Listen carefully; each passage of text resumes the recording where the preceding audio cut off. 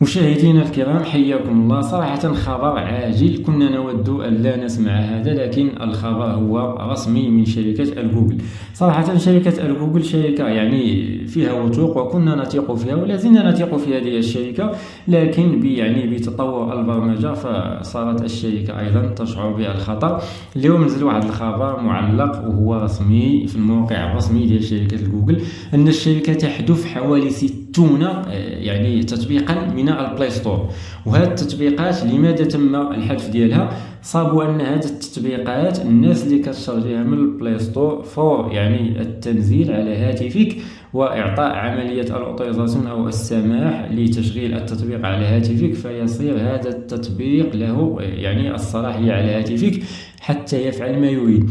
فنشرح اولا هذه التطبيقات اللي كاينه في البلاي ستور منين تجي، وهذه التطبيقات كيفاش كاينه. هذه التطبيقات هي من خصوص مبرمجين او شركات تبرمج هذا التطبيق. مثلا نعطيو شي مثال باش يكون داكشي مبسط. عندنا مثلا تطبيق ديال اللي تيعبر مثلا الكونيكسيون، يعبر لك شحال من ميجا وشحال ديال الدي بي وكذا الى اخره. هذا التطبيق دخلتي للبلاي ستور وانت شارجيتي هذا التطبيق باش يخدم على التليفون ديالك، تعطيه لوتوريزاسيون او عمليه السماح باش يشتغل على التليفون. ففور إعطاء عملية السماح فصار التطبيق لديه صلاحية الاشتغال على هاتفك بدون أن تعلم.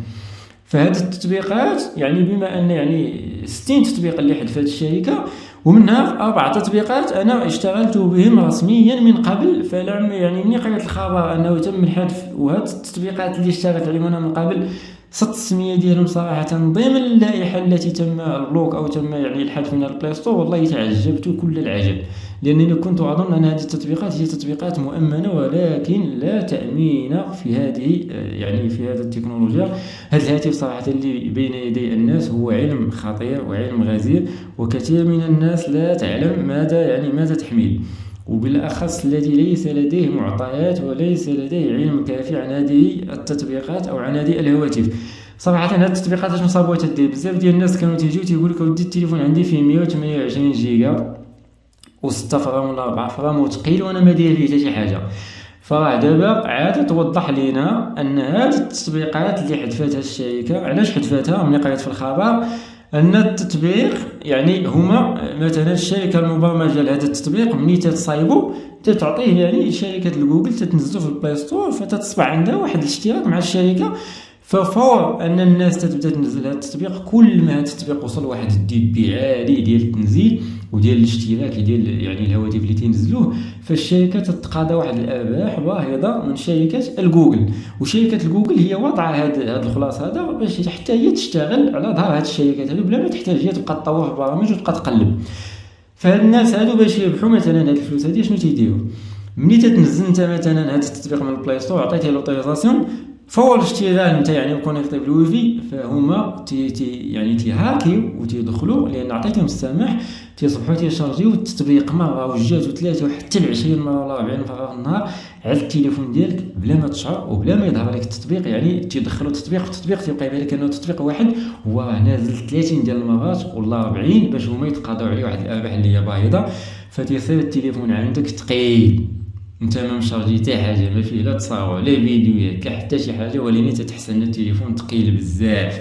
فهذا هو السبب. صراحه انا لما قريت الخبر وقريته مباشره رسمي من الشركه، والله وانا اقرا في الخبر استوعبت استدركت ان فعلا المعاناه اللي كانوا الناس يقولوها والامر اللي كانوا الناس يقولوا ديال التقوليه في التليفون من هنا تاتي، ومن هذه الطريقه يتم الاشتغال على هاتفك. وصراحه هذه الهواتف مستقبلا، واش سبق وقلتو بما ان البرمجه تتطور وصار الناس يفهمون هذه الامور جيدا، هذه التليفونات راه غادي تصير خطيره. وبزاف ديال الناس اللي تيوضعوا واحد التصاور مثلا بالاخص النساء وتيظنوا انها تصاور خصوصيه وما كاينش اللي يشوفها وما كاينش كيفاش تهز من التليفون ديالي، فراكم غالطين. وانا اقولها مباشره للنساء، راكم غالطين وغالطين 100%. هذا التليفون هو كارثه بين يدي الناس الان، وخصيصا الذي ليس لديه معلومات ومعطيات وعلم كافي على هذا التليفون هذا. فممكن اخذ الصور من هاتفك بدون تجسس اشخاص او ناس تعرفونهم. وقد يكون هذا من شركات غربية تبعد عنك حوالي آلاف الكيلومترات، وقد يؤخذ صورك من قبل أناس هم يبعدون عنك يعني مئات الكيلومترات، لأن البرمجة صارت تتطور. وهذه الأجهزة صراحة هي غير مؤمنة، ومن النهار الأول هي غير مؤمنة، لكن في هذه الأواخر بما أن البرمجة تتطور والهاكرز يعني يتطور والناس تتعلم هذه الأمور، غادي يصير التليفون خطر من خطير. وهذه رسالة لكل من يضع يعني أمور شخصية جدا جدا على هاتفه، احذر، فالأمر ليس بالسهل وليس بالهين. وحياكم الله.